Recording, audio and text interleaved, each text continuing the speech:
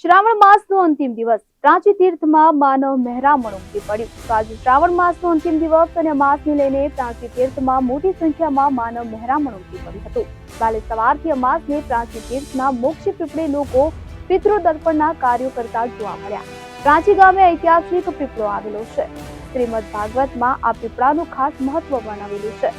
ભાદરવી અમાસને લઈને હજારો લોકો પિતૃ તર્પણ માટે પ્રાચી આવ્યા છે.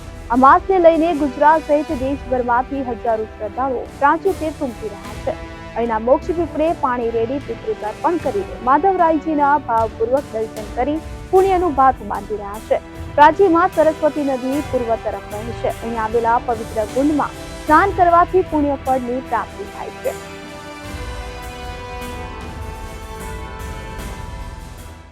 આજે અમારા પિતૃ કહેવાય કે જેમને આપણે વર્ષ દરમિયાન એક જ વાર આપણે એને કહેવાય કે એને એકવાર રાજી કરવાના હોય છે. અને એ દિવસ એટલે કે એક અમાસનો દિવસ. અને અમાસના દિવસે અમે આ પ્રાચી કહેવાય છે કે 100 વાર કાશી અને 1 વાર પ્રાચી, એ આપણું સંસ્કૃતિ અને જે આપણા ઋષિમુનિઓએ આ સાબિત કરીને બતાવ્યું છે.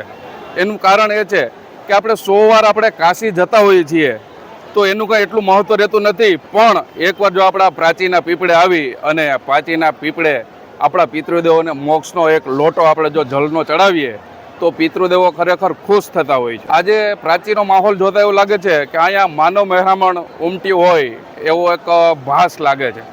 હું જુનાગઢથી અહીંયા પ્રાચી પાણી કરવા આવ્યા છે. 100 વાર કાશી ને 1 વાર પ્રાચી, એ રીતના પિતૃના મોક્ષ માટે અહીંયા આવ્યા છીએ. આજના દિવસે પાણી રે આમ અનુભૂતિ સારી થઈ.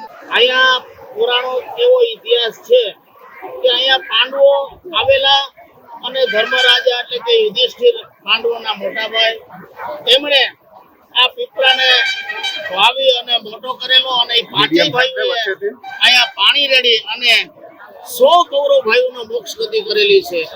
અને આ પ્રાચી તીર્થ જે આ રહી રહ્યા છીએ આપણે, આ નદી વહેતી છે, એ નદીને સરસ્વતી કુંવારી નદી કહેવામાં આવે છે. પણ 100 વાર કાશીનો મતલબ એવો છે કે 1 વાર પ્રાચીનો મતલબ એવો છે કે અહીંયા જેટલા માણસો આવે છે, ભગવાન કૃષ્ણે આ તીર્થને વરદાન આપેલું છે કે આ પીપળે કોઈ પણ ના સગાવાલા ભાઈ ગયા હોય, મરતી વખતે આપણે એને એક ચમચી પાણી આપી ન શક્યા હોય તો શ્રદ્ધા અને ભાવનાથી આ પીપળે પાણી રેડે તો એના પિતૃઓના આત્માને શાંતિ મળે.